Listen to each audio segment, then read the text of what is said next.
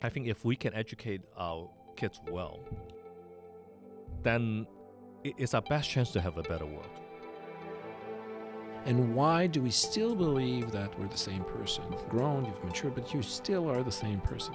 And sometimes I joke with students and I say, I did everything I could not to get a real job. They bother me because I made the decision. But they're nothing that's ever going to put us on our knees. Very early in my life, I realized that having access to knowledge was kind of a critical way. Happiness is not measured by a sign of dollars. It's measured by the level of liberty that you have. As a species, probably we'll survive. I mean, there's 7.6 billion of us. You can't get rid of us that easy. And that is a wrap. All right, 3, 2, 1. Welcome everyone to yet another epic MOTU podcast. And today I have a really good friend and mentor of mine, Ken Axe. And Ken is from the Midwest part of Canada, from Saskatoon. And before I jump into Ken, I just want to quickly introduce him. And the reason I brought him here is not just what he does today, but just his journey and how he evolved from a Hall of Famer race car driver to a very successful business person and a real estate magnate. He's the CEO of Midwest Group currently. And just hearing his story, I was super inspired, and I was like, Ken, next time you're in the city, we got to meet, and I have to interview, and I have to share your story because it's super inspiring.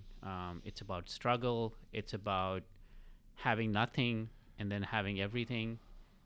And then it's about giving it back to the community. So Ken is, as I said, a successful business person. He's a philanthropist. He gives back to the community. And he's also a recipient of many, many awards. And I have a huge list. So I'm going to try and read them out. But Ken is part of the City of Saskatoon's Municipal Heritage Advisory Committee. He is recognized in the National Business Publication. He was part of Peter Newman's bestseller Titans, which is a fantastic book. He was awarded the 2014 Above and Beyond Award. He was honored with the prestigious Saskatchewan Architectural Heritage Society President's Award. He was inducted in the SABEX Business Hall of Fame.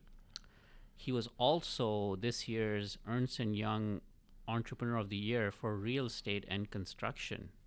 And finally, my favorite one is he was inducted into the Canadian Motorsport Hall of Fame in Toronto. And he has owned and driven a successful top fuel race car on the international circuit. So with that, let's jump right in. Thanks for coming, Ken. Thank you for asking me.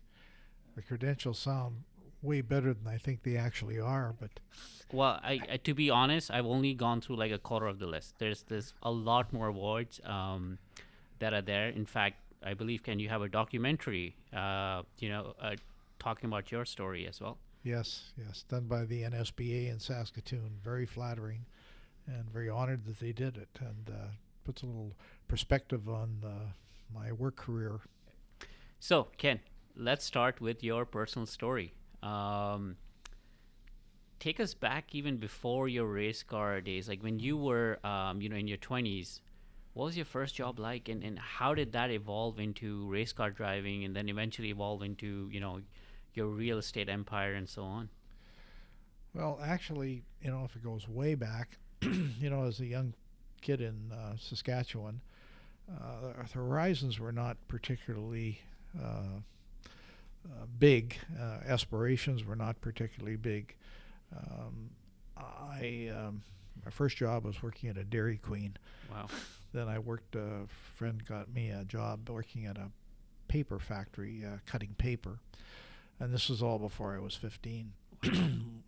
When I was 15, my dad worked at the Intercontinental Packers meatpacking business, and they had a policy not to hire until they were 16. So I worked there for a little while, a few summers, and then I worked there a year and a half straight in the meatpacking business. And for And sure, was it normal for kids to be working at when they were 14, 15? oh yeah, absolutely. Okay. Yeah, no ticky, no washy. You know, it was if you wanted to have. Our parents were just a middle class family with not a lot of extra disposable income. Things like allowances and that were almost unheard of. So you know, ate what you killed. You know, that type of thing. So Right. I remember painting neighbors' fences for 25 cents an hour. So Wow. what that gave me probably was a value of $1. You know, that if you work for 4 hours, I could have $1. And what would $1 buy? Right. And that's how you relate to things. And that actually stuck with me through my entire life. I didn't realize it until probably in the last few years, you know, that the value of $1, it took a lot to earn $1. But when I got 16, turned 16 and I got a driver's license, automobile was a ticket to freedom. And, you know, I don't know, some people were addicted to sports or stamp collecting or whatever it is. I built model Right. airplanes actually when I was a young kid. But it was just the freedom of an automobile, and the danger back then was, or not the danger, the problem with having an automobile is keeping it running was another issue. And Right. so you had to have a vehicle that you could repair. And I learned those skills because I couldn't afford to have someone else do it. And I always thought about, you know, I see other people doing it, and probably people older than myself. I think this can't be that tough to do. And that's how Yeah. I taught myself how to repair cars, rebuild motors, and then I got into the painting it and making the car look nice, and so doing body work. And I was really in awe of people that could do that and do it well. And learning how to paint a car was another big, to me, a big feather in my hat that I could actually paint a car. And that's sort of what started our business. And that I was selling car parts and painting vehicles in my dad's garage, and went to university for a year and a half, and they thought I should graduate early. It just wasn't my calling. And Right. you know, I didn't know enough to be afraid. I just worked a lot of hours, and we started selling car parts, which you couldn't really make a living at that time of the world in this 1964. And so we started putting on painting cars, painting Volkswagens for $29 a car. And the car dealerships would bring me cars all the time, and I just kept working. And you know, fast forward, we really struggled in the late 60s, almost went broke. Grain prices in the province were in the toilet. Car dealers were taking grain as deposits on buying cars. Really? Wow. Things were very, very tough, and I had. Can you talk a bit about that? Because you know, like today we live in this era of excess. What is it like when you have a severe recession, and you know, back in the day where folks are trading grain and food for services? Yeah, well, what happened back then? Again, it was at a time we came off the mid 60s when grain prices were quite high. Because I remember the prairies, grain was the currency of affluency. Farmers were doing very well, but when the grain prices just tanked right out,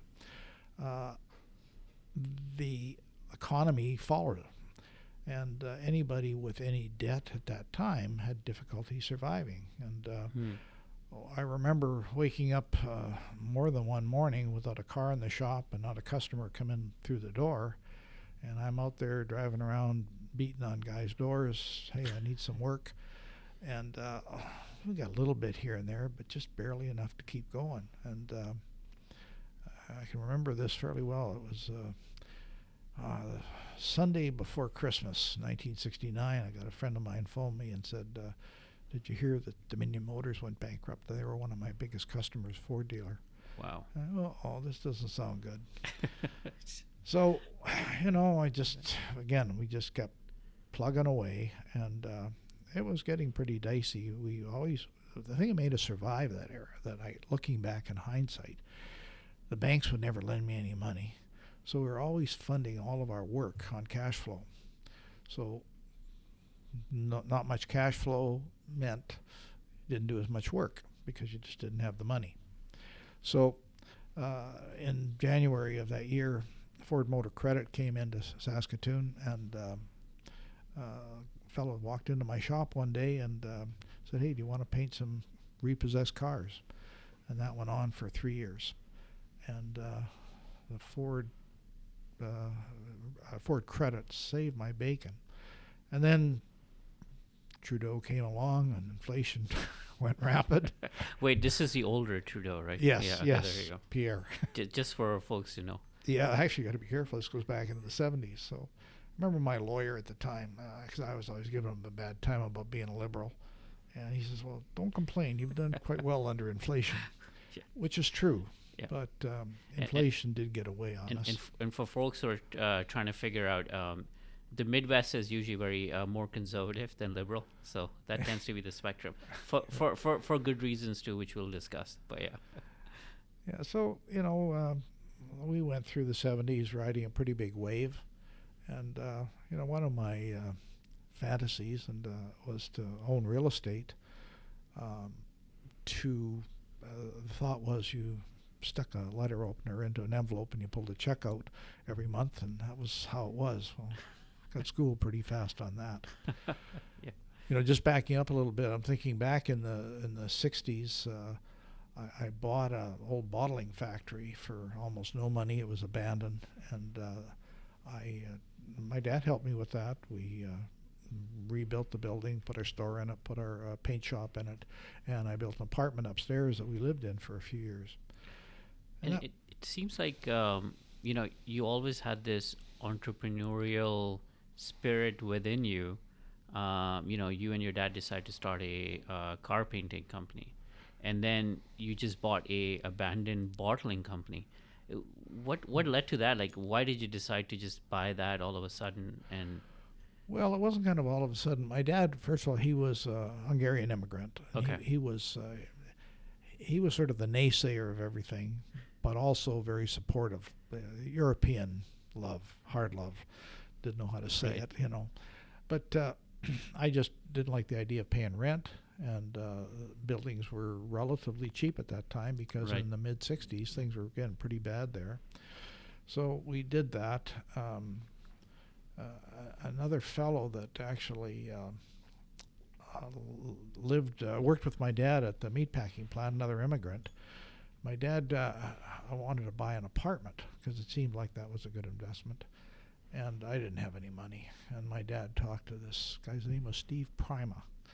And he lent me $15,000, which was a lot of money back in the 60s, on the strength of my dad saying to him, "He'll pay you back." Well, that was it? That was it. Wow. And the good old handshake days, right? Yeah, they're long gone. But and I did. I paid him back within a year and a half. Every dime I made went to pay him back. And then as we kind of, go forward, a piece of advice, real estate advice, a friend of mine, a realtor, gave me. He says, "When the building next door to you comes for sale, buy it." And his comment was, "It may never come up again in your lifetime." So in the late 60s, and things were pretty tough, but the building next to me came for sale. And I remembered this Bob McLaughlin's advice, and I bought it. Okay, and it was cheap, and I could afford it at the time. I was making, some decent money. And that was sort of the start of the real estate business. We couldn't make enough money in any one of these businesses. But come into the 70s, they all sort of got a life of their own. We built a building for our muffler shop, which turned into a franchise organization. And the body shop expanded into this building we bought next door. The real estate business was never meant to be our sole source of income. Right. But just as time went on, we kept taking our profits and building another building and building another building and renting it. And Fast forward 50 years, it added up to something. Wow. Yeah. It's been a long journey. Looking back at it, it's had its ups and downs. But, if we went decade by decade, each one had its pluses and minuses. We went through the double-digit interest rate, Right. which was in the, I guess, 80s, late 80s. And the one thing that my problems, or the economic problems in the late 60s, really put the fear of God into me about debt. And that sort of stuck with me. And when interest rates were very, very high into the 80s, when they hit into the 20s, fortunately, I had a pretty big war chest built up, and I was cashing in on very good interest rates. And we did build a couple of buildings at that time when nobody else could. Interesting enough, with that one of the particular buildings, we built a condominium, and when we sold 80% of the units, we barely got our money back. Fast forward, my mother and dad lived in one of these things for years. We got probably a 500% return on them 20 years later for the ones we kept, because we couldn't sell them. 20 years later, though. Yeah. So in the real estate business, and this applies to probably any business, enough time or enough money solves most of the problems. Right. You just got to be patient, and that's the commodity that's the least available, is time and money, combination of the two. Okay. All right. So you mentioned fear of God when it comes to debt. Now, today we live in a world of, unlimited debt, right? Why do you fear debt? And why is it a bad thing? And what should young folks take away from this? Well, there's good and there's bad debt. Debt of things that you want and don't need, bad debt. Right. Things that develop income or could develop income is good debt. Now, that takes on two sides of it. The risk factor of good debt. Some people go into business. I just talked to a friend here the other day who I phoned him this afternoon, actually, and said, Andrew, I'm going to help you with an intervention today. I don't want you to go into the restaurant business.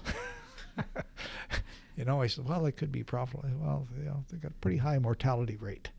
Okay. And I hate giving people advice, but there's certain people in certain industries that you got to be very careful of. Wait, so you don't recommend starting a restaurant business? Well, for most people, but there are some extremely successful restaurants.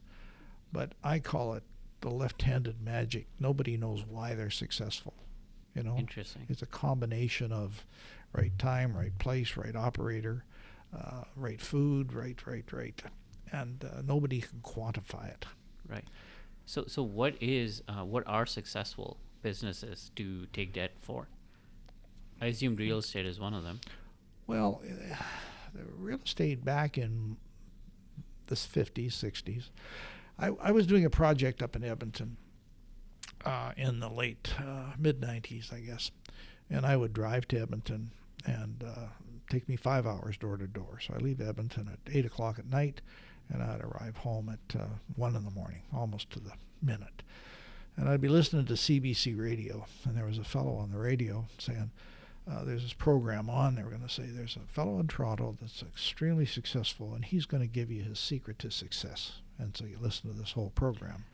Yeah, I would add the internet is full of that. You go on YouTube, there's everyone or anyone giving you the secret of success. Right. So, well, this one was about real estate. This was real estate success. So, so I'm listening. And so the guy comes on, he says, yeah, I got out of the Second World War, and I living in Toronto, and I bought a building and paid me rent, and I bought another one, and fast forward 40, 50 years, I've never sold them, and I'm worth a lot of money. And that's really the secret to success back then, because values of product were quite low, because real estate was not sort of the flavor of the month. It was probably manufacturing at the time, farming, Yep. higher return deals. So real estate was a high risk. And it wasn't even considered a business, actually. It wasn't. So fast forward now, real estate has become a commodity, and the rates of return are manipulated by the real estate firms, and their arithmetic and my arithmetic don't work together. Can you talk a bit about that? What do you mean by manipulated? Well, no, I don't want to be alienating the people I do business with, but All right, you can say it in a diplomatic way. Yeah. Let's not call it manipulated. Let's call it enhanced. well, There you that's probably a good term. They enhance the upside of real estate. Okay. go. How Without- so? How would one do that? Well, they would. A simple version would be their rate of return is speculation of what it is worth today, plus the incremental increases over the your life So expectancy. future value, basically. Future value. Okay, got Yeah. it. And so that is, I mean, if anybody can predict the economy in the future, they'll be worth a lot of money. Now, it's cyclical as the stock market is. And so that's the one part of it. The biggest part that I see that they discount is the fact that real estate is like automobiles or like airplanes, is that they require an ongoing maintenance program. And Right. that money is never accounted for. Interesting. And so what happens is roofs wear out, mechanical systems wear out, rental rates go up and down with the market. And right now they're at a very big high. And if you buy it on the rate of return you expect to get for what I consider to be quite excessive rental rates, and the market corrects by 10, 15, 20%, you're in the ditch when you got a 5, 6, 7% return. Not good. The other thing that happens with the real estate market today is because the rates are the rates on capital, just bank rate, bond rates are so extremely low, 1, 2, 3%, where real estate appears to be quite lucrative at 5, 6, 7%. Yeah. But it's quite risky. And the problem is people take on debt at that low rate of return, and if the market hiccups, you're in trouble. Now, the people that are coming into the market right now are people with what I say spending other people's money, pension funds, Right. large investments, REITs, investment companies. So they're skewing the market. And we just use a very methodical horse and buggy method of evaluating real estate. I tell realtors, we evaluate real estate buildings the same way you evaluate a used car. What's the paint job like? What's the motor run like? How many miles are on it? Tires good or bad? And that applies to buildings. You just look at the building condition. A lot of buildings, they put lipstick and rouge on them to make them look really fluffy, but the nuts and bolts have to be good. That's where heritage buildings come in. Heritage buildings can be beyond the point of no return, but a lot of them are still salvageable as long as you catch them at the right time and prepared to invest a lot of money into them. But that same thing applies to basically any real estate. Right. And I know you started with you've done commercial properties, you've done residential. Yes. Recently, you even bought a train station, I remember, Yes. or and reconstructed that. And if anyone drives around Saskatoon, chances are they're probably going to run into your properties. No questions asked. So how would one start out? Like, if you were to start out today with real estate, like, would you recommend commercial? Would you recommend residential? Like, what would be the game plan for that? When you ask about which, How do you start? Yeah. how do you start or where do you start? Oh boy, that's a tough question because, the segments are really into construction of new developments, horizontal developments of land, buying commercial real estate, buying apartments. they all have their pluses and minuses. The worst thing that I would tell you in real estate today is our federal government has deemed real estate investments of passive income. So they tax you to death on real estate, and a lot of people don't realize that. That you buy a house with a suite in it, and you're supposed to collect the rent, and that's supposed to be your rent. Well, it isn't. 50% of the uptick is the provincial federal government's. Wow. So that's the downside there. Now, the other theory is on residential is that you're very seldom going to be 100% empty. You know, people have to live somewhere, and so there's as the real estate business matures, so does the industry from the standpoint people specialize, whether it's in apartments, whether it's in construction, commercial. The fellows that built the West Edmonton Mall, the Mall of America in Minneapolis. Right. I mean, it's a phenomenal feat to build it. And I say physically to build it as well as finance it. Right. And those are things that people with great vision and deep pockets decide to do. My deal is horse and buggy, small stuff, do it over and over. Anything that works, we'll try to refine it and make it better. But we're not into the really large projects. Our project sizes used to be in the $100,000 range. And now I would tell you our sweet spot is probably between 5 and 20 million, 25 Right. million. And so one thing I really enjoyed about your story is, you know, you're not the big vision, deep pockets, use other people's money, right? Yep. Everything you've done it yourself. Obviously now, once you build capital, you can leverage that. But it all started with you, right? And that $15,000 that you paid back back in the day. So what would your recommendation be if because I always get asked this from folks, even though, you know, I'm in the high tech sector, I'm like, I don't know anything about real estate. And if I have questions, I ask you and I ask a few, you know, of my other friends who are in this space. But often you get asked that, you know, right now there's this whole trend going of passive income. Where, hey, you know, get a XXX or get a apartment, rent it out, then use that home equity to get another one and rent it out, and you're going to be super successful. Is that how it works? I mean, is it that easy to do? Well, they tried that when the subprime thing crashed, and you know how that ended up. Oh, yeah. You know, That didn't no, end up well, it didn't. And you know, again, when we back up, the one loan that I never mentioned was that my very first venture in 1964, I couldn't borrow a dime. And unbeknownst to me, until actually 5 years later, my dad put his house up for sale, up for mortgage, or up for security, I should say, against a $5,000 loan with our bank. And I did not know that.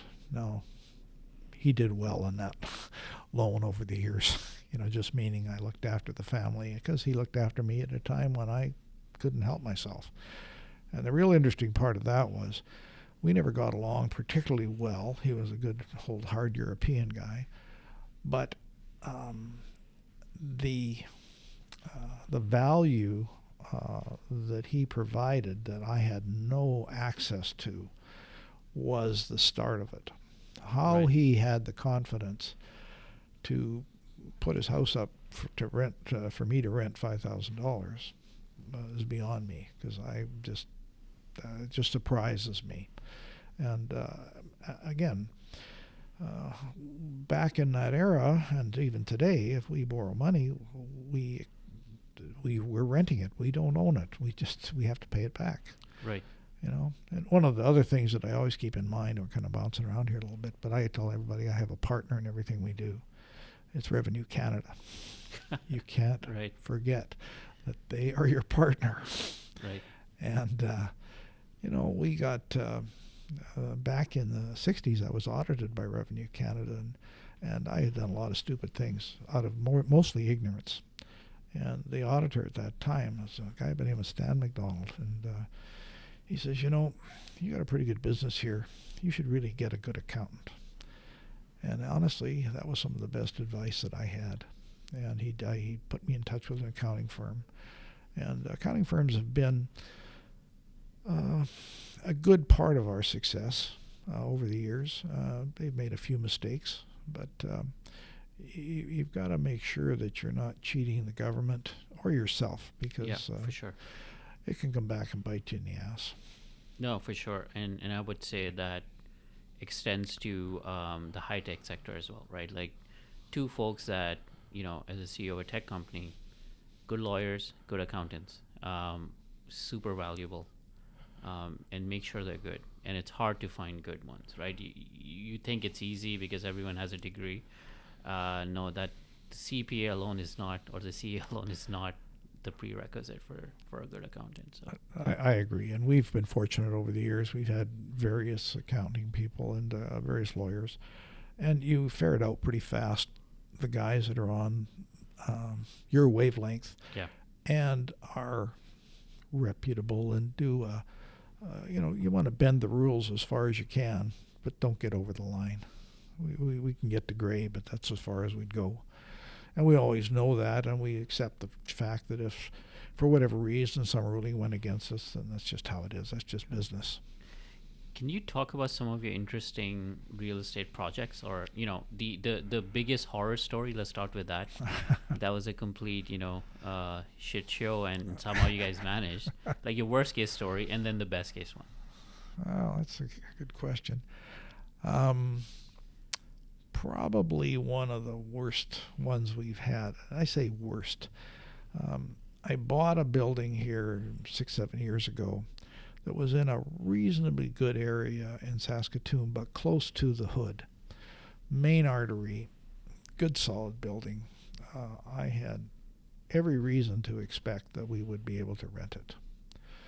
And was it commercial or? Well, it was going to be commercial.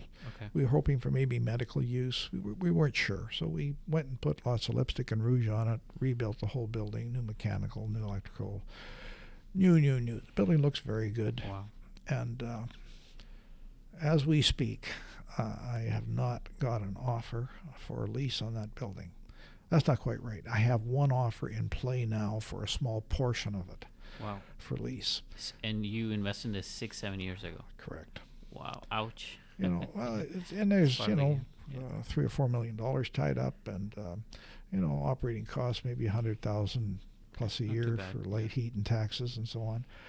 So it was just that was a lesson. I should know better. Okay, you can't fix location, no matter how much flash and glitter you put on the building. So was it the saying that location absolutely holds true? Absolutely. Okay. You cannot be around the corner from the right location. It's absolutely true. And we've seen that in a lot of our travels, And the other mistake people make is overbuild sites.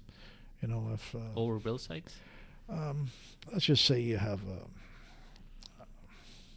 a commercial building where you have an acre of land, 42,000 square feet, and you put a 40,000 square foot building on with no parking. Okay, the arithmetic on the square foot of the building works, but no customer wants it. So you've always got that balance of parking, building size, location, appearance, a lot of things. It's no different buying a car. Nobody buys the plain Jane Biscaynes anymore. Yeah. They want the air cruise tilt, and that's the same thing with the buildings, In our market, until probably the last 20, 25 years, air conditioning wasn't even considered a necessity. Wow. And that's just the way the market's changed. So I'm not, any of our mistakes they bother me because I made the decision, but they're nothing that's ever going to put us on our knees. Right. On successful buildings, it's the very same thing, like at the railway station you were talking about. I just liked the building. I tried to buy it several times over the years. It belonged to the CPR, and it was not deemed to be disposable real estate. And one day a realtor phoned me and said, the building's for sale. I give them So can you talk a bit about that? So it was just a abandoned train station. Correct. Was that okay? done in the old chalet-looking type of building. Right. Some in Alberta. They're all across the prairies. And we give them a full-price offer, and it got accepted. And then I had a few friends of mine say, "Are you crazy? What are you going to do with this thing?" But it was at a state of disrepair, but not beyond bringing it back to life. Right. So I was just excited about it. It was kind of a neat deal. That's where the auto body industry comes in, where a lot of the repairs required the skill set that I learned in the auto body industry. So we rebuilt the whole building, and it's been probably full since the day we finished it. Wow. And to this day, we still own it. It's a National Historic Site, and we're very proud of the building. It's 15,000 square feet, but it's just, it's a cool building. And then over the years, we've bought other heritage buildings just because they came up for sale, and we rebuilt them. And it's a skill set that I learned from the automotive industry.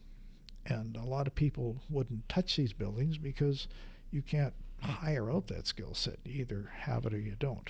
And if you have to hire it out, you'll never make a dime. That's true. So it's just fortunate that we kind of fell into that little niche. And so moving on towards today, what are the interesting trends that you see in the real estate world? I mean, it's a world I'm fascinated by, not my world, but I'm curious because there's a lot of noise these days. At least it's starting to feel a bit like the pre-subprime mortgage days, where everyone was a real estate person, everyone's trying to buy property, and that's how you get rich apparently. So what is it like? What do you see these days? What's happening? Well, I mean, I hate to be the naysayer because I'm always cautious and looking at the downside. And I would say on any real estate, if you can afford the downside, it's a good investment. Most real estate that I've bought, I paid too much for it.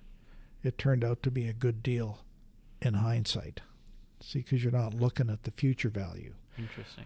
Today, they're expanding on what the future value would be. But the future value is based on what the consumer can pay.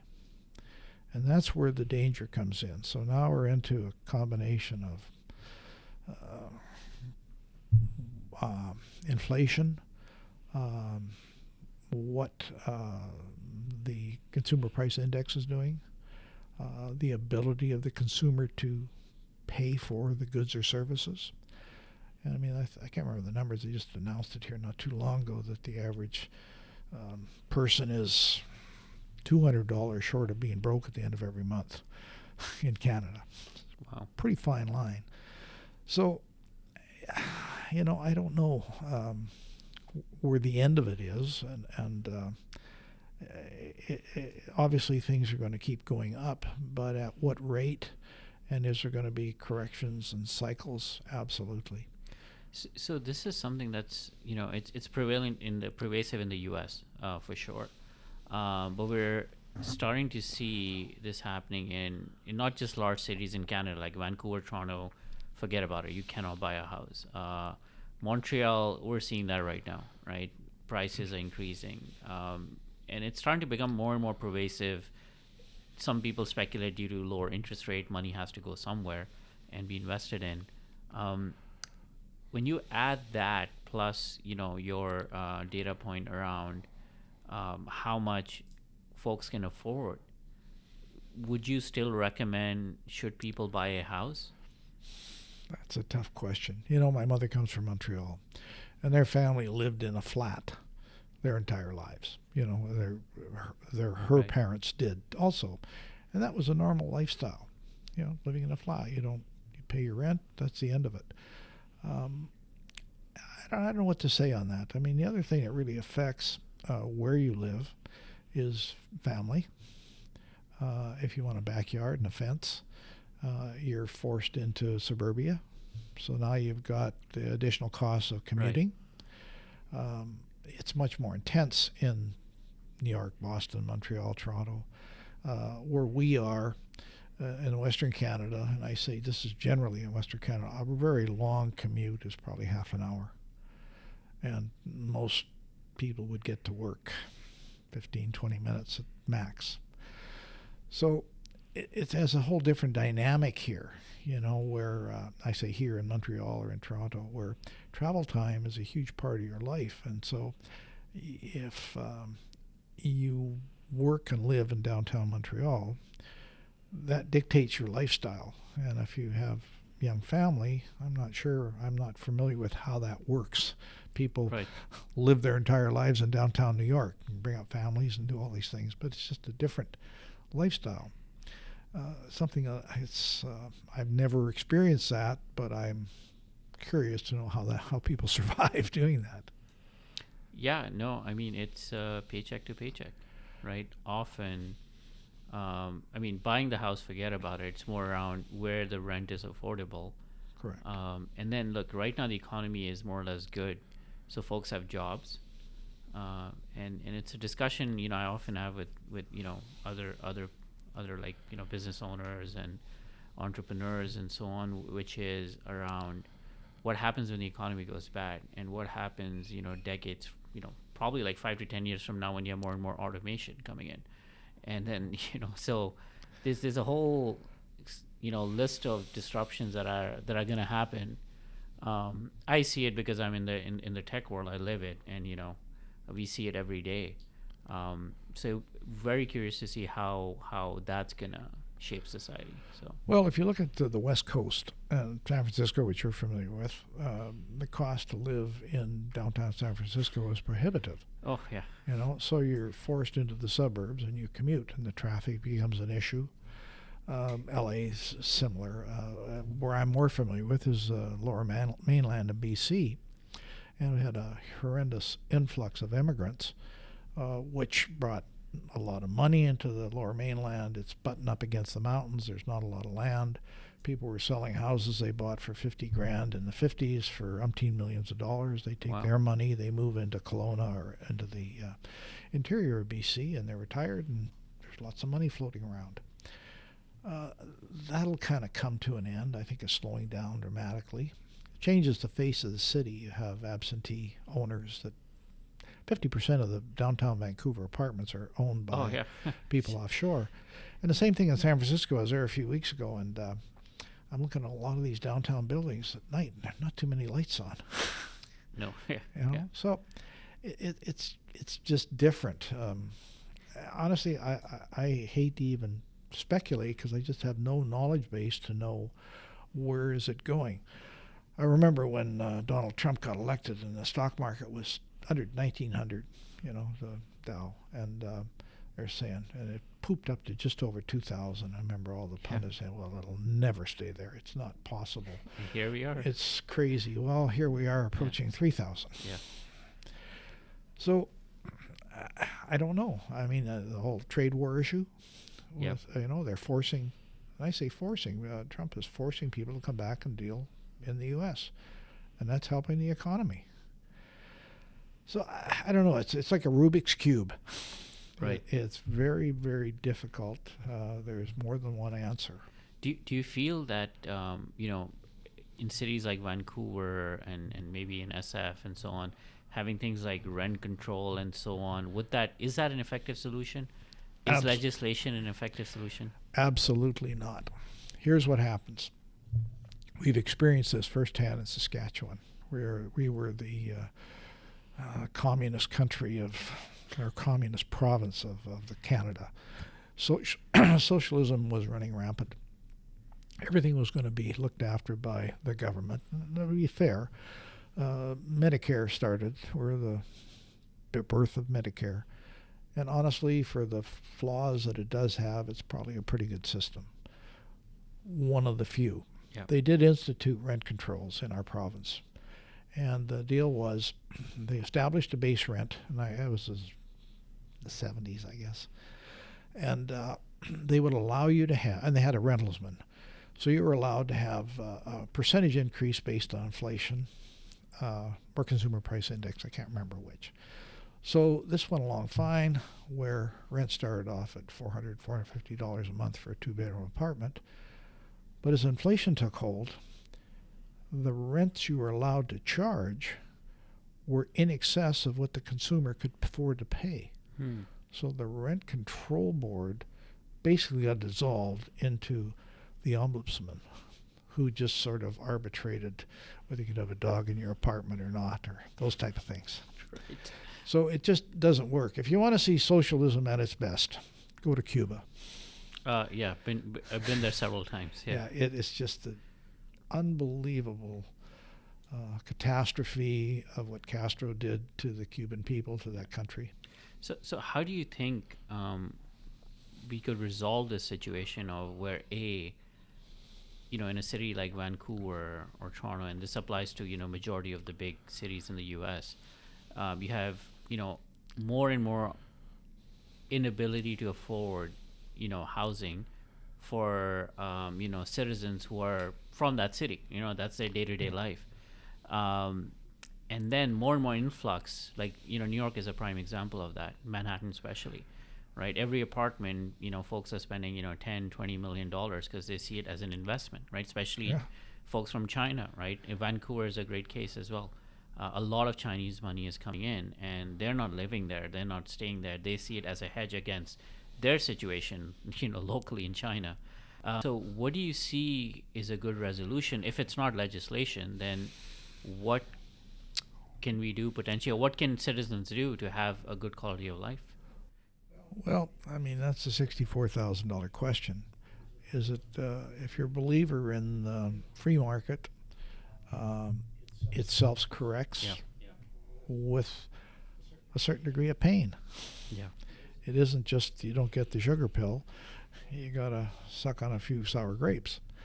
And it will self-correct. It's just that politically, it's a very difficult situation because everybody wants to be the messiah to solve the problem. I don't know the answer. I mean, I look back and think of my first house cost $20,000, and I was really scrambling. I remember my first house payment was $167 a month, and I could afford that, and it was okay. That house today, exactly where it is probably worth $500,000, maybe more. So, would have I ever thought that would be the case? Not in a million years. So, I don't know. It's like when we talk about racing, I read a book back in the 50s where they said, an engineer had said it's absolutely physically impossible for a race car to go 200 miles an hour in a quarter mile. Well, we started doing it in the 60s, okay? So, and we were going 200, 220 miles an hour in that range, and boy, that's really getting there. And by the time I quit racing, they were going 230, 240. Today, they're going 330 miles an hour. Yeah. Would anybody have ever imagined that that was possible? People have ever imagined that you can buy a car that'll drive itself? I mean, the future today is it's growing exponentially that there's just so many facets to it. You'd have to be an Albert Einstein to even begin to get your mind around it. So I don't know the answer. I mean, we get the control of our life is made by personal decisions, and I'd say mostly around wants and needs and debt. And we get a vote once every 4 years. That's an interesting way of putting it. Control your life, wants and needs, debt, and vote once every 4 years. That's it. Yeah. What more can you do? No, that's true. And what I find really fascinating about your story is, often when folks talk about the free market system or deregulation, things like that, the mindset that comes in is someone who is from this entitled family with lots of wealth and everything, and they've never struggled, and they're just trying to maintain status quo. In your case, you've been basically, you built everything yourself. You've had a very tough life, right? You were working since you were 14 to be able to support your, your household. And yet, your thinking is still very free market. Like, what led to that? Well, I'm not sure of that. I think the one thing that I know is not sure of what tomorrow's going to bring. Right. Fear of debt. Right. I think I told you earlier, I said, never known a man to go broke that doesn't know any money. And that's... You never knew a man that went broke that doesn't owe anyone money. That is so true. Yeah. And that's just, and I say this, I probably passed on a lot of opportunities out of fear of not being able to afford it, or the what if being that negative. In my case, I never wanted to gamble on real estate or any business venture we'd into with money that I couldn't afford to lose. So you got to remember, back at one time, $1 was a lot of money to lose. Right. And as time went on, $100 a lot of money to lose, and then $100,000 a lot of money to lose. Never had too many of those, but yeah. but those are things that I guess time and age and experience gives you a whole different set of parameters. One thing when we were just talking a minute ago about how you are affected by your wants and needs, and how you're affected by the government, right, by your vote. I remember being in California in the 80s, and I spent a lot of time in California, a bit to do with business and to do with racing and friends and so on. And I remember on television, I can't remember when exactly, but all of the banks had ads on the newspaper as well as television, saying deregulation of banking is just nonsense. We've been the 4 or 5 national banks in the States. We want to keep regulating the banks, and it's very important that we have control of this. And then the other side would come on and say, well, the S&Ls should have the same privilege, and we're just as smart, and so on. So anyway, they deregulated banking. Well, guess what happened? That was sort of the prime crash of the 80s, because they got so stupid trying to get market share and giving money away that they really shot themselves in the foot. And we went through something similar, a decade ago, with the subprime mortgage, where they essentially bundled up high risk assets, or high risk mortgage with others, lending instruments, if you want to call it, which are more secure. So all of a sudden you mix and match, do some calculations around risk analysis, and lo and behold, that asset that's high risk is no longer high risk because it's bundled with, certain safer, things in your portfolio. But what nobody realized was that when that high risk piece goes down, it takes down everything else with it, and that's ended up what happened. So, well, the margins are so slim. Again, if you had a 50% margin of return, you could afford to have a little bit of slush in the fund. Right. But when you've got a 4 or 5 or 6% slush, just can't afford it. Yeah. You can't afford it. The other thing with real estate, and this is the part that actually I am at odds with most realtors or most investment people, the actual return on investment that they give you is based on capital only.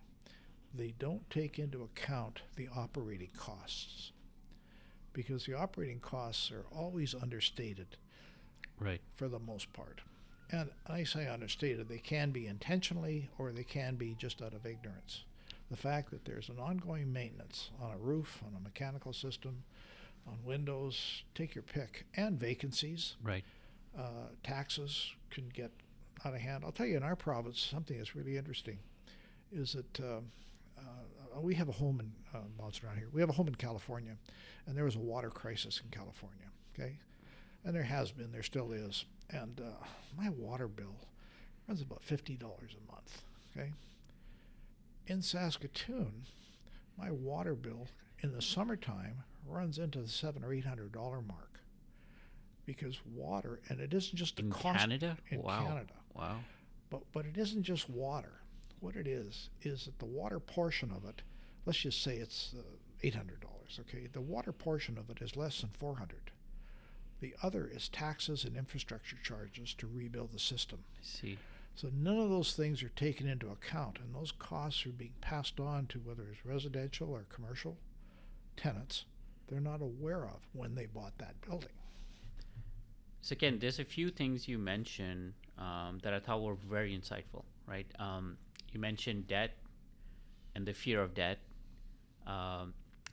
You mentioned living under your means, desire, control. So what would your advice be to young folks today, where the reality is that the majority of millennials and Gen Z have debt? In fact, their first debt is when they get into college, and it's not just their student debt. It's credit card debt, which seems to be insurmountable. By the time they get out of college, like, how would you advise them to live their life? And what do you think is the issue here? Well, the one thing that I advocate, and this is a real tough one, is deferred gratification. Deferred gratification? Yeah. Tell me more. And by that I mean most young people today come out of a home with 2 cars, 2-income family, 5 television sets, go on a holiday, once, twice a year. Every kid under 12 years old has been to Disneyland or Disney World, so their expectations are so much higher than ours were. Like, I was never out of Saskatchewan. That's not quite right. I was into Montana when I was in my teen years, but I was never out of Saskatchewan until I was into my 20s, and I had to take myself there into California. So the value that you place on, the value that I placed on travel, on goods, cars, where I lived, was my expectations were so much lower than they are today. If I showed 10 millennials where I lived in the 60s, they would think I was crazy. Nobody would live there. Well, to me, it didn't matter. It was a place to sleep. We ate. I went to work. It wasn't, my ego wasn't at stake. Right. And that's a very big thing that drives people. Egos, wants, desires for an affluent lifestyle equal to the one that they've left. And I say left when they've graduated from university or end up on their own. And that's a really tough act to follow when you're starting from zero and less than zero with university debt and so on. Can you live in a student housing project and buy meal tickets and get to university and maybe work some odd jobs, at a Safeway store or drive Uber for that matter? Do something that will help supplement your debt. Right. Most kids don't do that. The parents got the golden parachute there to protect them, help them get their education. I will say that most people do not squander their education, but a lot of them do. Right. And education in itself, to me, means nothing, because you don't learn anything until after you're out of university. What that gives you is the credentials to have the ability to learn. That's when your education starts. And you start applying what you know or what you've learned to the practical side of the world. And I'd say that applies mostly to the professional categories, probably everybody, whether you're a doctor, an accountant, engineer. The world teaches you the rest of the knowledge if you're susceptible to it, if you want to learn. Right. And that's what makes people really good lawyers, really good doctors, really good engineers, is they listen to the people that supposedly don't have an education. They're street taught. And that's where the real value is. I had a fellow that I knew, extremely, he was one of my heroes. He didn't know it. He was a mechanical contractor. And I always just loved talking to the guy because he had so much insight into whether it was how to heat and cool a building, how to fix a car, just everything. It was just down-to-earth, street savvy. And his dream in life was to go back to university when he was 45 or 50 and show them how the real world is. Unfortunately, he died in an airplane crash. But guys like that, they have so much wisdom that school-taught individuals will never have. They think they know, but they don't. And that's the part that's missing, I think. And so back to debt, which we were talking about, is that if the parents make it too easy for the kids to ride the gravy train, there's no incentive for them to get off it. The thing that gives them some incentive is when they are actually on their own and they see their credit card bill and their high interest rates and wants become needs. So you could buy a new house for $300,000, but you want the $500,000 one, and you buy it, then you can squeak through, but you suffer in so many other areas. Credit card debt is bad. If you can't pay a credit card off at the end of every month, for the most part, there are exceptions to that rule, but those are kind of the rules you have to live by, and you have to go without things. You have to work harder. So you're basically saying if you cannot pay your credit card by the end of the month, you should not have a credit card?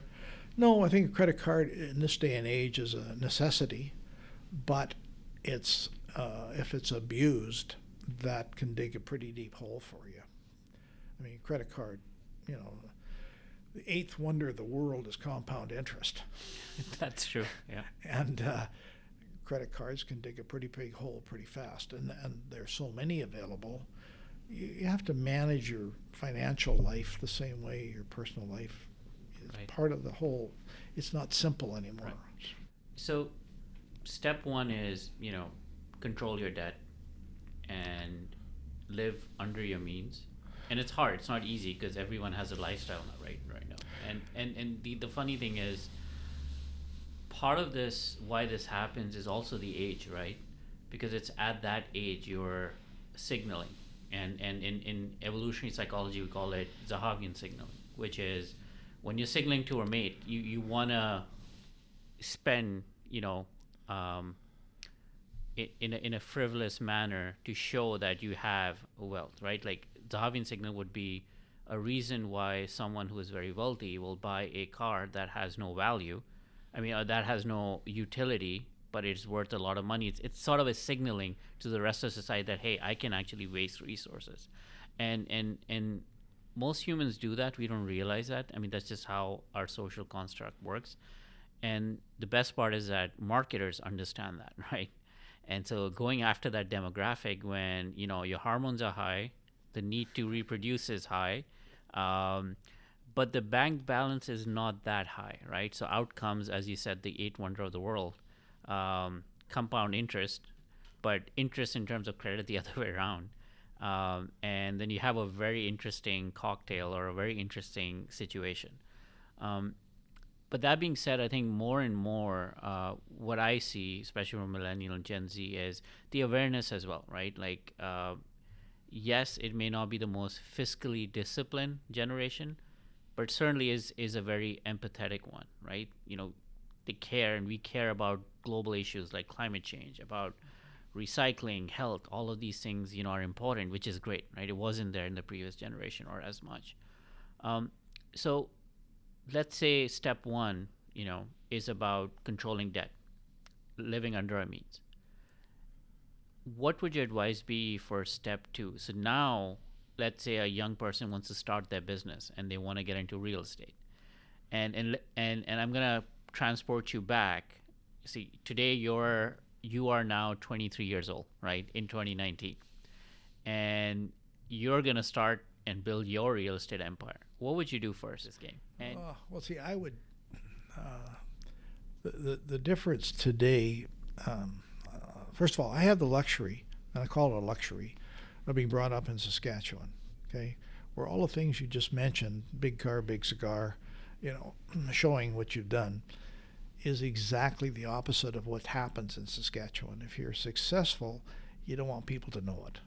Right. Okay, so that's the first thing. Where you're in a bigger city. That was the Rockefeller era, right? Back in the day. Yeah, that's right. So I consider that a blessing. Okay, I didn't have to fight with my ego. Just another point, before I get to what I do with the money you just gave me. I can remember in the 60s being in the basement of my shop on a Saturday night with my wife really mad at me because everybody else was going to the lake. And I said, well, I can't go. I have to get all these bills out for Monday. Right. And I think of that often because I remember some of the fellows that were going on this adventure. And they lived a rather frugal life. They squandered away a lot of opportunity that they could have had.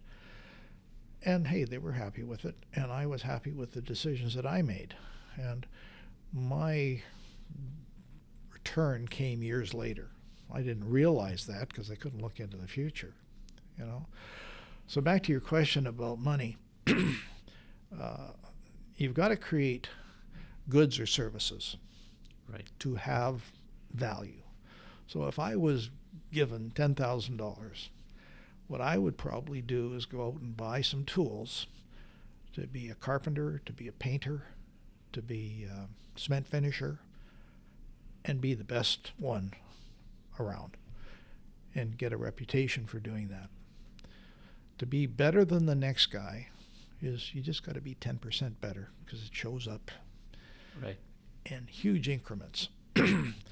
So if you do what you say you're going to do, you do it well, you're reasonable in price, you'll get a reputation that you'll have more business than you can handle as one person.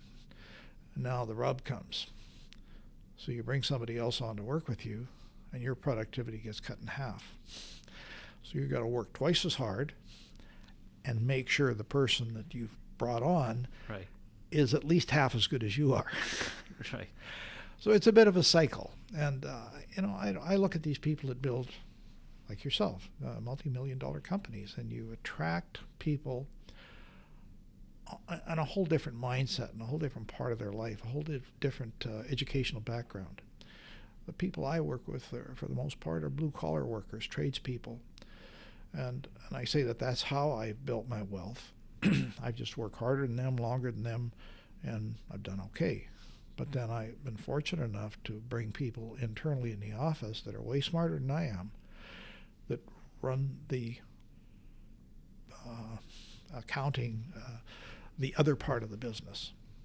So it's and there's a penalty, there's a price to be paid too. When I say that, when you're self-employed and you have those tools and the ability to do work, you got to take your watch off, because you got to work when the work is there, and you have to work in order to make. And I tell people this: I made twice as much money as anybody else in my first year of business, but I worked 16 hours a day. Right. There's no magic to it. No, and put your head down and worked. And what's so funny is everything you said is relevant to, technology, to creative, like to my field, to so many others. Personally live under your means, right?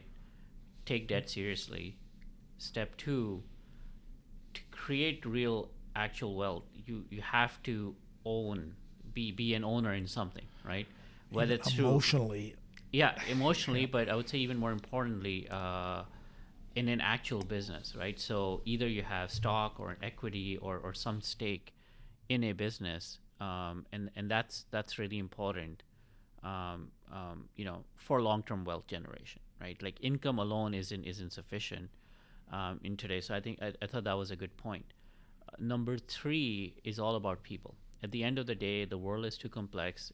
One human being, and I'm a big believer in that philosophy, one human being cannot solve all problems. The age of the Caesars and the Alexanders the Great are long gone. The world is way too complex. It's all about smart teams. So think special forces, right? Like that's what you want to think. A group of smart individuals, passionate, driven, and with a desire to succeed. So given that we have all those base fundamentals, right? Now you have an interesting team. you've got your $10,000, you're living under your means, and you're willing to work, 16 hours a day, what would you invest in? Invest in. Okay, well, that's another good question. I'm very adverse to stocks. Okay, because I don't know anything about them, and not to say that's not a bad thing. I just go back to the only thing that you can do in Canada that has no tax consequences is to build your own home below market and sell it and take that capital tax-free and reinvest it in another home. Can you talk about that? So build your own home? Or buy a home and Right. renovate up. Take those tools that I bought for $10,000. Right. Okay, and make my house better than anybody else's house in that price range, and put it on the market and sell it. And that uptick, the money you make, is tax-free. Okay, you can only do it about once every year and a half before Revenue Canada doesn't like it. Right. Not to say your wife's going to love that too. See, I know a friend Honey, of you mine. were moving again. Yeah. Well, hey, I know a friend of mine did it about a dozen times, Wow. and his wife had dug her heels in the last time and said, "We're never doing this again." Okay? And but the fact is, he's a fellow that I knew. We were 4 or 5 years old. He came from a family, a single mom, Right. 4 kids, poor as church mice.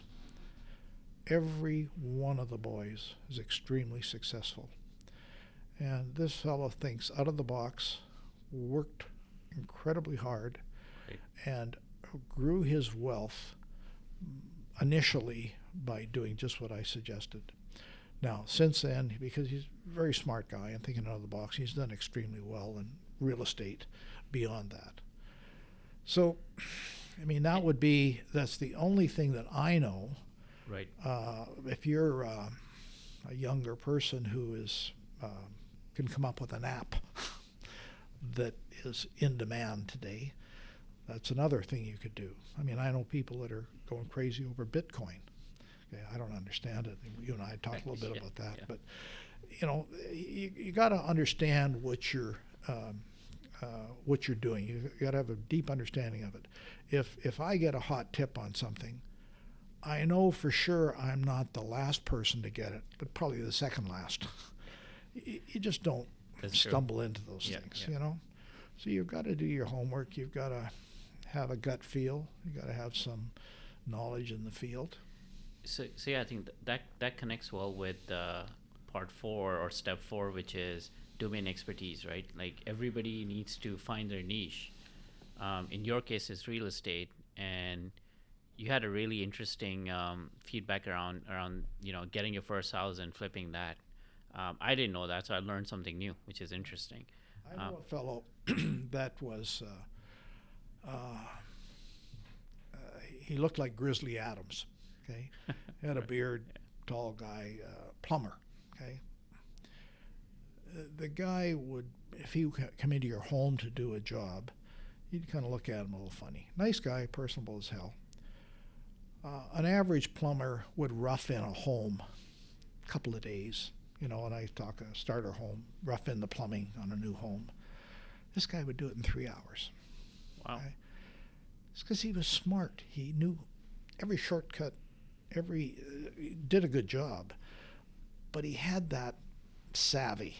It's like a lot of people play hockey. There aren't too many McDavids or Gretzkys, okay, because they have that, whatever. So in every industry, doesn't matter what it is, there are people that are excelling right at the very top of the industry. Good for them. They set the bar high. But you don't have to be at the top of the industry. You just have to know your niche, where you fit into the slot of things, and take your talents and put them to work. Right. You could be actually a friend of mine just passed away yesterday. Painter, okay? The guy was like a world-class painter. Nobody can do a better job than him. And he just worked by himself, and he had customers all his life, and he just got old enough that he decided to retire, and he had a pretty good retirement, but he's now passed away. It's too bad that he couldn't have imparted what he knew just by example. See, I've learned so many things over the years from people by osmosis. They were mentors of mine, heroes of mine, but they didn't know it.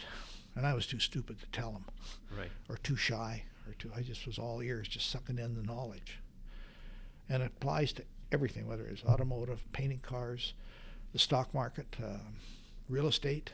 I mean, always, real estate, there's no one answer. There's no one answer. There's no magic pill to Right. become wealthy. It's hard work and some passion and a certain amount of luck. Right. Yeah, you gotta get on the right bus at the right time. No, I agree. And show up so you can get on the bus. Yeah, showing up is a big part. Yeah. See, that's another interesting thing. You talk about employees and people today. I have a company, a large company that rents from me, okay? And they were, I won't get into the specifics of the company, but they come up with a policy to measure the productivity of their personnel, okay? And this is a union shop. 50% of the people were absolutely belligerent to the fact that you were going to measure what I produce for you. 45% of them were, hey, all right, I'm going to show you. And 5% of them were ambivalent. That tells you a lot about people. Yeah. And I've been so fortunate in my work career by hiring people in the office that are way smarter than I am, and I respect what they know, and I never override them, hardly ever. And they run the operational part of the business. That's the good news. The bad news is, out in the field, when I'm out in my truck going to job sites, I have never learned not to micromanage. Right. And I'm slowly getting there because I just can't be in all these places all the time. Right. So you got to know yourself. And there's certain things that you just can't do. I'll never be an accountant. I'll never be a lawyer. I'm too cheap to pay a lawyer. I had to marry one. Actually, my wife, who is probably the sharpest person I've ever met, and we have a controller now that's half my age, and he's twice as sharp as anybody I've ever run into. And they run the business, the day-to-day part of the business. They vet things, they do all the accounting, they keep us on side with Revenue Canada. And my job is just to come up with the next project, the next idea, and execute it, and then they look after the money part of it. Sounds good. So I found my slot in life. I know where my highest and best use is. Yeah.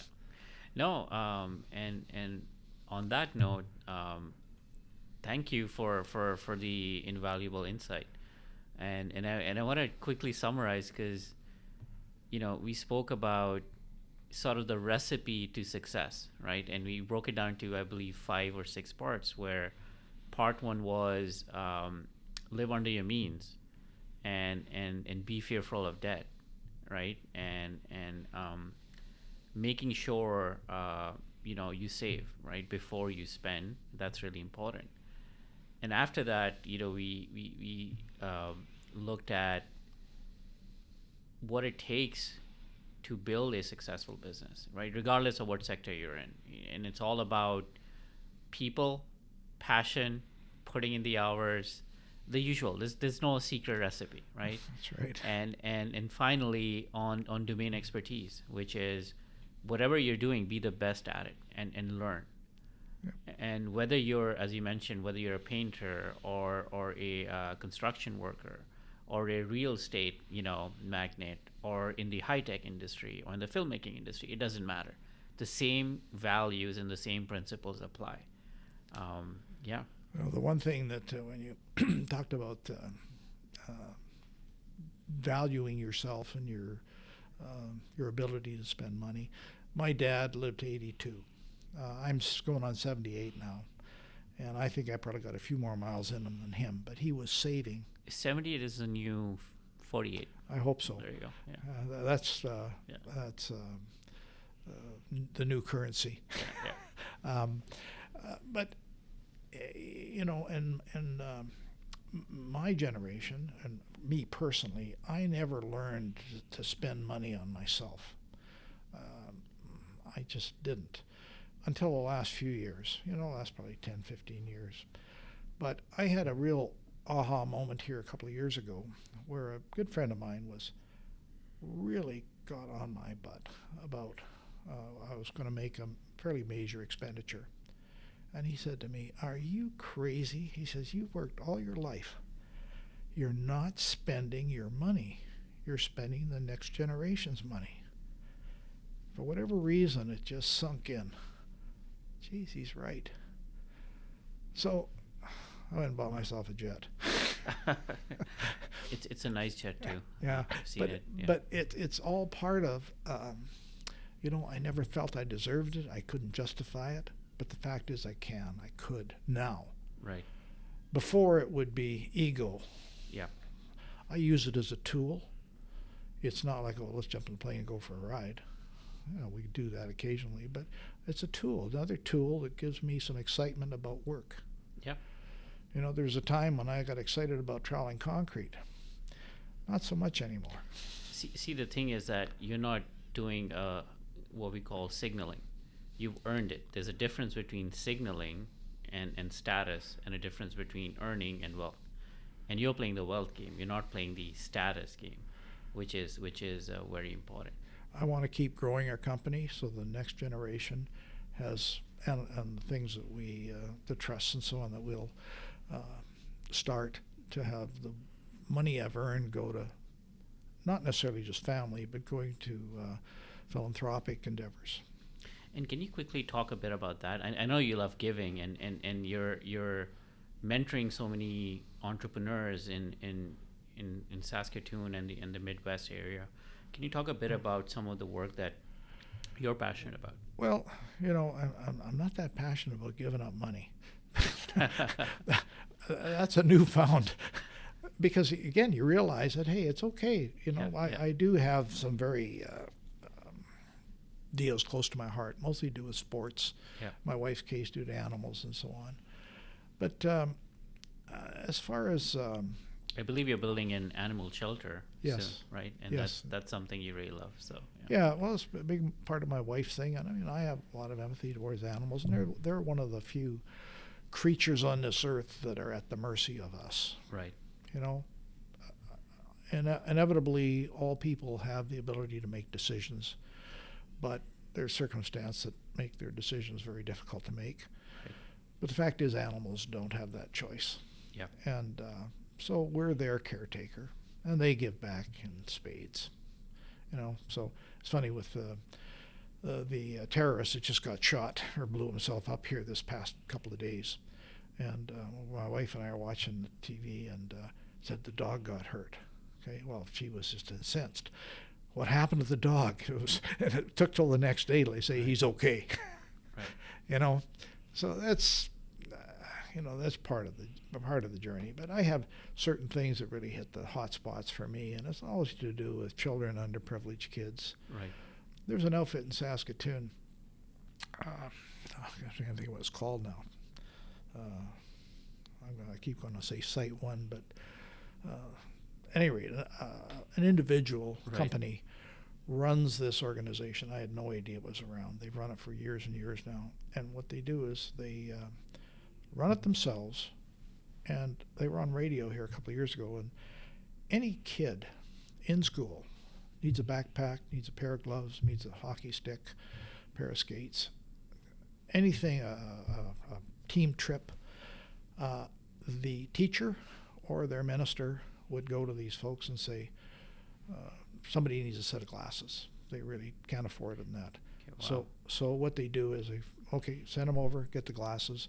We will pay for the glasses directly. We won't give you any money. We'll buy your things, the things that these kids need. And this guy does all this stuff just out of his own office, and we give them money every year, and I feel really good about it, and I can never give them enough.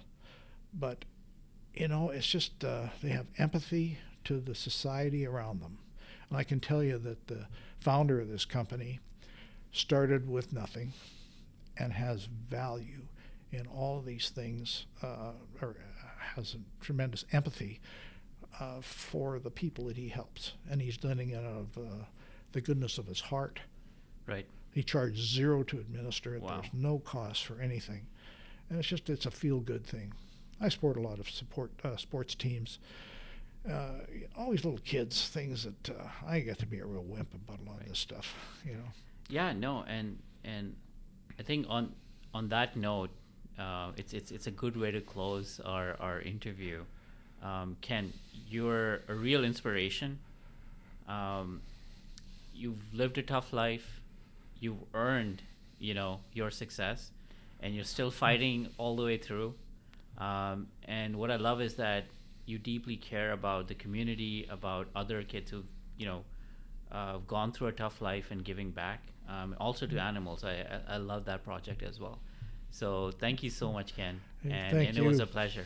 Thank you. I really appreciate the opportunity to talk to you. Right. And to close, I believe you have a very interesting documentary on YouTube as well. So what we will do is we'll link it in the description so folks can watch it as well. Perfect. Thank you. Cool. Thank you. Thanks again, Ken. Thank you. Hi. If you like the podcast, head over to our exclusive insights section, where our guests will dive deeper on actionable insights that can help transform your life.